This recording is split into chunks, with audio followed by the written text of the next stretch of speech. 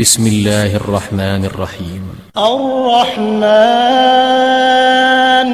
علم القرآن خلق الإنسان علمه البيان الشمس والقمر بحسبان والنجم والشجر يسجدان والسماء رفعها ووضع الميزان ألا تطغوا في الميزان وأقيموا الوزن بالقسط ولا تخسروا الميزان والأرض وضعها للأنام فيها فاكهة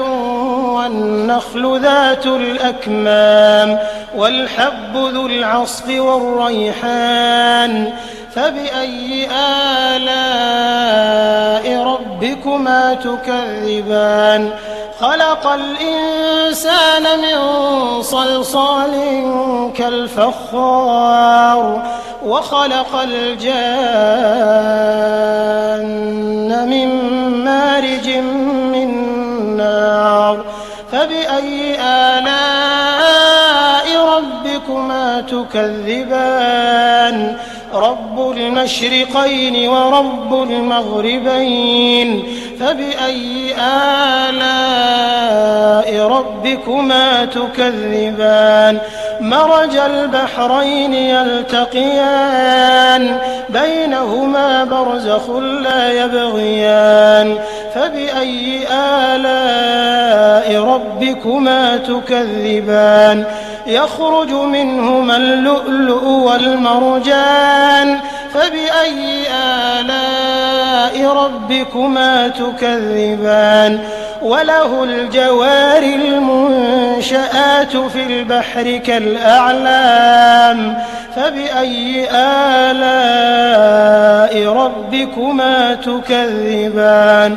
كل من عليها فان ويبقى وجه ربك ذو الجلال والإكرام فبأي آلاء ربكما تكذبان يسأله من في السماوات والأرض كل يوم هو في شأن فبأي آلاء ربكما تكذبان سنفرغ لكم أيها الثقلان فبأي آلاء ربكما تكذبان يا معشر الجن والإنس إن استطعتم أن تنفذوا من أقطار السماوات والأرض فانفذوا لا تنفذون إلا بسلطان فبأي آلاء ربكما تكذبان يرسل عليكما شواظ من نار ونحاس فلا تنتصران فبأي آلاء ربكما تكذبان فإذا انشقت السماء فكانت وردة كالدهان فبأي آلاء ربكما تكذبان فيومئذ لا يسأل عن ذنبه إنس ولا جان فبأي آلاء ربكما تكذبان يعرف المجرمون بسيماهم فيؤخذ بالنواصي والأقدام فبأي آلاء ربكما تكذبان هذه جهنم التي يكذب بها المجرمون يطوفون بينها وبين حميم آن فبأي آلاء ربكما تكذبان ولمن خاف مقام ربه جنتان فبأي آلاء ربكما ربكما تكذبان ذواتا أفنان فبأي آلاء ربكما تكذبان فيهما عينان تجريان فبأي آلاء ربكما تكذبان فيهما من كل فاكهة زوجان فبأي آلاء ربكما تكذبان متكئين على فرش بطائنها من استبرق وجنى الجنتين دان فبأي آلاء ربكما تكذبان فيهن قاصرات الطرف لم يطمثهن إنس